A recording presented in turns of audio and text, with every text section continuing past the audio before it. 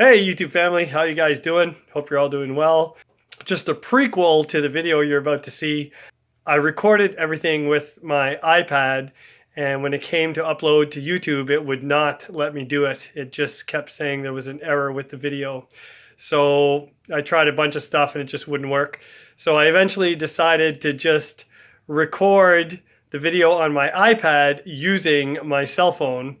So the audio is probably going to be a little wonky in the video as well. So I apologize for that. But anyway, it is what it is. You guys take care and we'll chat soon. This is a Yamaha Revstar Element Series, so the budget version. However, here in Canada, these budget versions are $689. So clearly not what I'm accustomed to paying when I'm buying a budget guitar. A while back, I did a review on the Yamaha Revstar, which was like the mid-range version. So here they run about $1,100 Canadian. It was my buddy Barry's guitar, and I made a mistake on that video. In the video, I mentioned that the guitar was 7 months old, but once I returned the guitar to Barry, and I was talking some more about it to him, he said he bought it 7 months ago. I understood it was 7 months old, but the guitar is actually an older version of a Revstar, so a 2018 or 2017 model that he had purchased. Since then, I've learned that in 2022, Yamaha has completely revised their line. So their bodies are all chambered. They have satin necks. I figured, you know what? I'm going to buy one of these. Since I've been buying budget guitars, modding them, upgrading them, doing some work to them, the M Musi and the West Creek guitars, to me, are the gold standard of budget guitars. Having said that, this Yamaha being 2 times as much money, I fully expect this to be gig ready, out of the box. But if I have to do a fret leveling on this thing, or I have to like change the nut, or refile the nut, or resolder some electronics, or change some parts to make it good, it's gone. There's no way in heck I'm paying $800 for a budget line guitar. I don't care what the name says on the side of it. There's no way after having played an M Musi. It's just, it doesn't make sense. I know what they can do for that amount of money. So from now on, I'm not taking anything less than that. You know what I mean? For a guitar of 800 Canadian dollars, it better be good. Wow. It's like an automobile owner's manual here. It's like super thick. Holy smokes. Anyway, got a couple tools. All right, here we go. You guys get the first look.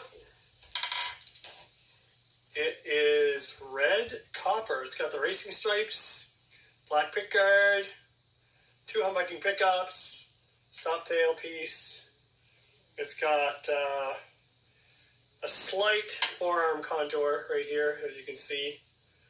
It has a belly cut, tapered neck joint, super satin necks. Tuners look cheap. They're unbranded.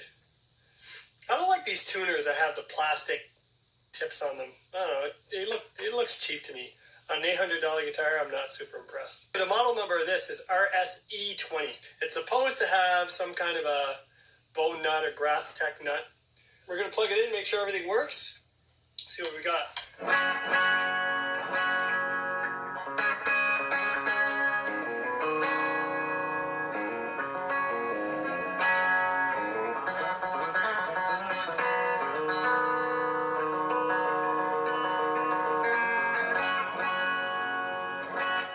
Very dark sounding.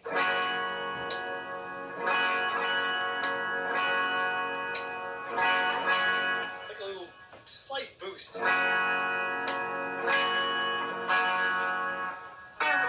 It's not like a split coil or anything like that. The strings are stretching like crazy.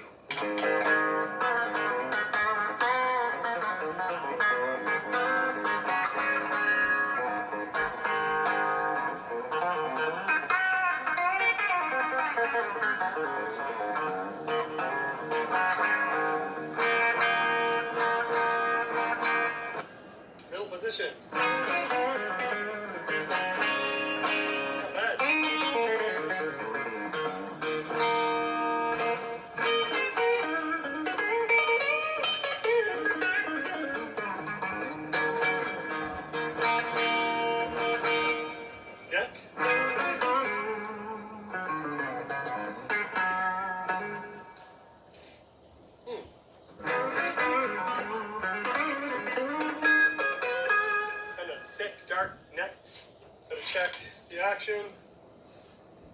Oh, it's way up there. Check neck relief.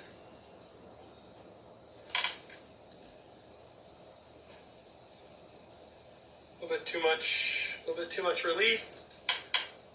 All right, I'm going to set this up and then I'll come right back. Lubricated the neck quickly. The neck had too much relief in it. Straightened out the neck. I lowered the action a bit. I brought the tailpiece up a bit because the brake angle of the strings was like really down. So now it's just not too aggressive. And the intonation is actually pretty good.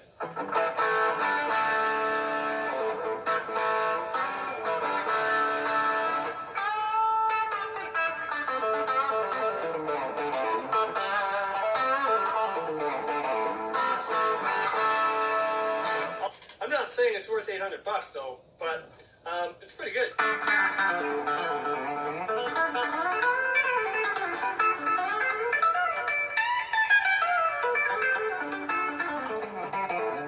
Alright, I gotta pack up for my gig and go.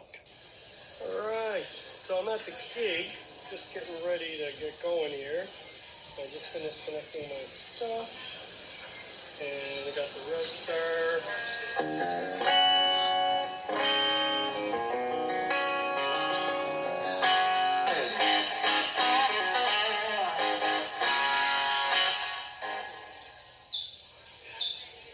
We'll see how this goes.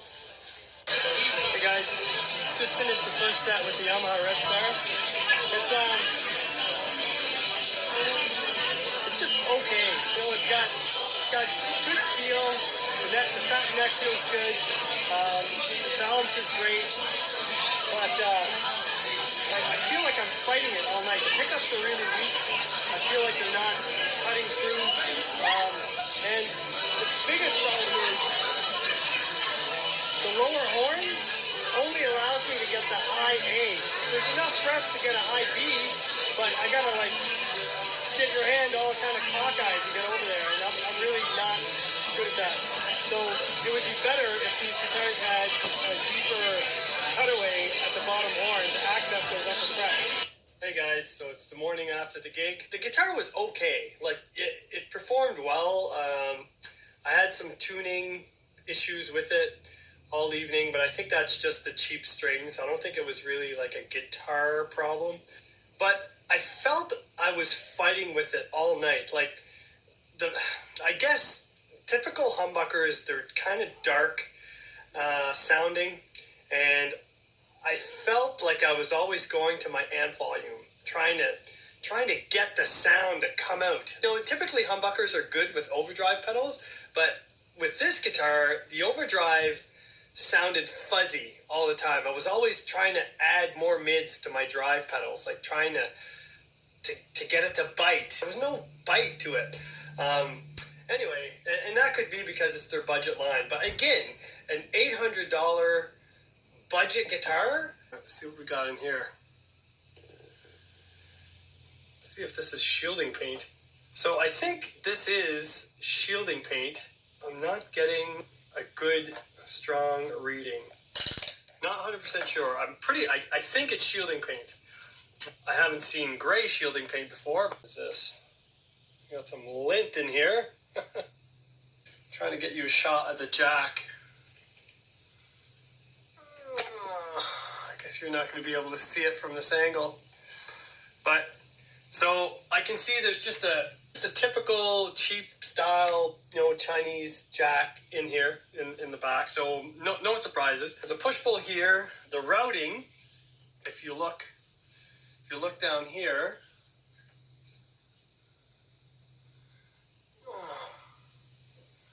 if you can see that. So the routing is rough. It's very rough. Like, it's very splintery around the edges, and the opening into the input jack or the output jack is, it's not well cut at all. Like, it's very splintery, and it's almost like they busted through as opposed to cut through. And so whatever. It's rough. It's rough. Again, I'd expect that on a $150 budget guitar, but not on an $800 one. Also, The shielding paint application is pretty rough. You can see, all around the switch there, the spots missing. It's just not done well. Again, for an $800 guitar, I'm very, very kind of surprised at that. Looks like we have a 4-wire pickup system, but there's some ends of wires taped off here, so they're not using them as a split. So again, I'm not sure what this does. It seems to add maybe a little bit more mid hump. No volume increase, just whatever. There's dime size pots, so little tiny pots in there, and just a cheap Chinese box switch, which I knew it was because you could tell when you moved the switch on the outside. Not conducive to an $800 build, as far as I'm concerned. I'm really not impressed. See, that's where I'm having the issue, and that's why I say that the Musis, for me, every time I get a guitar, the Musi is my gold standard. I just compare it to the Musi. Because to me, I'm getting what I pay for with the Musi. Are the Musis perfect? No, they're not. But they're definitely worth $400 all day long. You're getting value for your money. Whereas here, I'm not seeing where my $800 is going. Like, I just don't see it. Some of you might say, well, it's going on the name and the headstock. Yeah, well, I don't care about the name and the headstock. That doesn't help the guitar play better. It's clearly not helping the electronics and the circuitry be better either. It's just a name on a headstock. At least they put shielding tape on the back of their cover, so I guess that's a good thing. They recessed the cover, right? But the cover is still way too thick for this recessing. So the cover sticks out way higher than the body. It's protruding over the body. It's not nice and level with, some of the budget builds that I've seen. Their covers are nice and level with the body. So anyway, just little things like that I think should be refined if you're going to charge $800 for a budget guitar. Check the pickup outputs. So I found them very weak, I guess. So we'll see what the output's like. So bridge pickup, full volume, full tone, 919. The neck gives us 851, and in the middle we should have somewhere in between there, 4.46. Pull this pot and see if anything happens. So 920, and we get nothing. It just, okay, so 920, when you pull it, it just goes away. So I'm not sure how this works, what this circuitry does, but it's not a split pot for sure. So I don't know, some kind of little gimmicky feature that Yamaha has, I guess. The strap buttons have two different ones. So here at the bottom here, there's just a traditional, typical, something you'd find on like a Squire, just typical strap button. But the one on the top is kind of different. It's very, very beefy. It's got like knurled edges on it. It's I don't really know why it doesn't have two same ones, but the top one looks kind of cool. I kind of don't like that it's just sitting on the edge of the horn like that. See how the knob sticks out on both sides of the horn? Because it's sitting right on the edge of it. I would have rather they put the knob either, on the inside and have a nice flat surface, because this is going to eventually probably work itself free, and then you're going to have like a big hole on the top of your horn there that you're going to have to fill. I don't know. I just find that it's not great. And it'd be way better if Yamaha tapered this horn down to at least level with the bottom of the last fret. Just come down and then bring it back up this way. So then you'd have easy access, or, contour the back here. Take this out back here so that you can at least access those upper frets. Because right there, unless you're going to play in this position, like you have to literally turn your fingers down, you are not reaching these bottom frets. No, it's not ergonomically comfortable. So yeah, I don't like it. I don't like that design at all. It just feels like they've cut a lot of corners on this. The neck as it sits right now is pretty straight.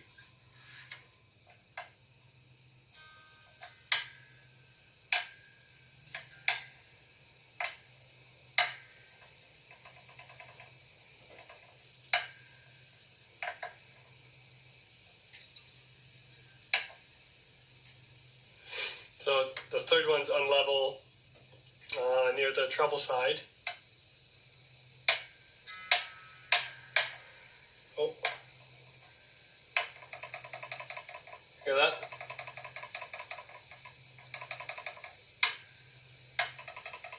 That one's bad. They're just in spots, like it's not the whole fret.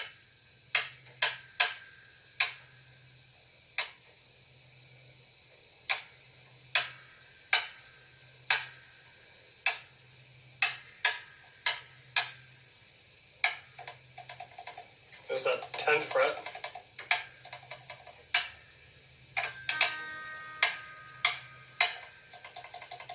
There's another one.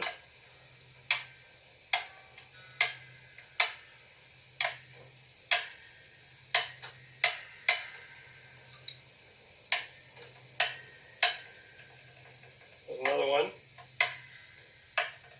Oh, there's another one. There's another one.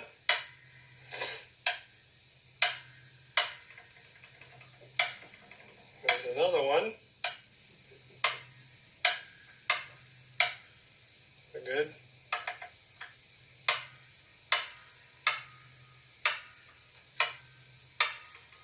Oh, there's another spot. Oh, there's another one.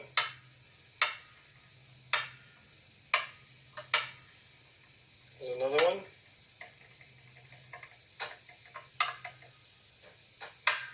All right, so there are multiple high and low spots on this fretboard. So again, a lot of guitars have fret issues too, even the Musis. So that's pretty normal. But again, this is $800, not $400. So I have trouble with that. It's just it bugs me because people buy these guitars because of the name on the headstock, and they think because of the name they're getting something good, and it should be the case. But I just feel that I don't know. It's not that we're being lied to. It's just I don't know. I don't know where the money's going, and I just feel that you're paying for something that's just not there. It doesn't have to be the case because these companies like M-Musi, West Creek, Leo James, all they're putting out some really impressive instruments for a fraction of the cost of this, like a fraction. And they're not in business to not make money, I'm sure. So if they're making money on the stuff they're putting out, Yamaha must be making a killing on their budget line, right? Because this is priced way over what it should be. And I'll just to nitpick again. If you look at where the rosewood fretboard meets the neck, it's all it's nice and clean. Then if you look on this side, you'll see there's a bunch of little lips and bumps down here along the side where the fretboard meets the neck. And you can feel that edge too. Right? It's like a little lip there that they didn't sand down properly or polish. Right? Whereas you don't feel it up here and you don't feel it on the bass side. It's almost like, they spend more time on the bass side because they know that that's what you're seeing. Whereas on the bottom side, you don't see it as much because it's pointing down, right? I don't know. It just missed quality control, and I'm just conspiracy theorizing here. I feel that they're cutting corners on a guitar that they really shouldn't cut corners on, because it's really good. They have, they have a good thing going. It's just these electronics are crap. So this guitar is going back, and it's because for me to keep it, I'm going to have to do a fret level, and I'm not doing that on an $800 guitar. I'm not wasting my time on that. I'm going to have to oil this fretboard because it's super dry. And that's all minor stuff. But then all these electronics have to be changed. I'm not using a cheap box switch on an $800 guitar. So I would have to, buy and install a real blade switch. And this push-pull pot, I don't know what that is. I don't know what it does. I'll just probably take it out and just put a regular pot in there, and then replace this pot with a full size, because there's lots of room in that cavity. It's not because of a lack of space. And these tuners, the tuners seem okay, but I hate these plastic ends on them. Like, that looks super cheap. And why would they put off-white plastic tip tuners on a guitar that's black and red and chrome? You know what I mean? Like, there's nothing, it just doesn't match. It's like an eyesore to me. So I would put either black tip tuners or chrome ones, or it almost, to me, it's like, oh, well, it's what we have left in the box. Throw that on there. I don't know. So, yeah. So that's the 2023 Yamaha Revstar Element. Anyway. Want to nitpick again? So the nut isn't level. The nut on both sides is not level with the neck. See that? It's cut short. All right, well, there you have it. This is the Yamaha Revstar Element 2023. At first look, it's a beautiful guitar, but when you're looking at it closely, it's clearly a budget guitar. It's no better than IYV, ERT, Musi, Groove. It's right as far as components go. It's pretty much matches all those guitars 100%. The only difference with this one, it's got a brand name on it, and it has a price that's double or triple what some of those budget guitars are worth. For myself, I could care less about the name on the headstock. I want value for my money, and these companies can't go on putting out, expensive guitars with cheap components and ignoring all the other competitors that are out there, putting out just as good of stuff for way less money. They can't. So Fender, Ibanez, Gibson, Yamaha, it's time to wake up. You guys can do better than this. This is not a $689 guitar. I'm sorry for the Yamaha Revstar fans out there, but this is not. Now in the US, you guys are probably picking these up for like $300, and that's exactly what I feel that this would be worth. But here in Canada, they're like $689, and that could be due to Trudeau and his group of yahoos up there. I don't know what they're doing, but the cost of stuff here is just absolutely ridiculous. So this video will probably be taken down for multiple reasons. But for those of you who see it, this guitar, it's got potential, but it's way overpriced for what it is. It's just, there's no value there. There's no value there. Hope this was helpful. If you're looking for a Revstar and you want a good one, I would say go for the standard. But if this is like a $300 guitar and they're selling it for $689 plus tax here in Canada, my guess is that the $1,100 standard is really only an $700 or $800 value guitar, but they're selling for $1,300 after taxes. And the Pro version, which is $2,500 to $2,700 depending on the features that you get with it here in Canada, plus taxes on top of that, I'm guessing would be a $1,500 to $1,700 guitar. and you're paying $27 for it. So I think what's happening with the brand name companies is their number one goal is not necessarily to give us, the consumer, a really good instrument at a really good price. I think their number one goal is to make money for their shareholders. So I think maybe that's what's going on, and I understand how business works. People have to make money, but I will spend my money where I feel that I get the most value. And for me, this is just not it. And I'm not paying $2,000 for a guitar with my level of playing ability. It's just not happening. So that's the Yamaha Revstar Element. Thank you for following me on this. You guys take care. God bless. And let me know what you think.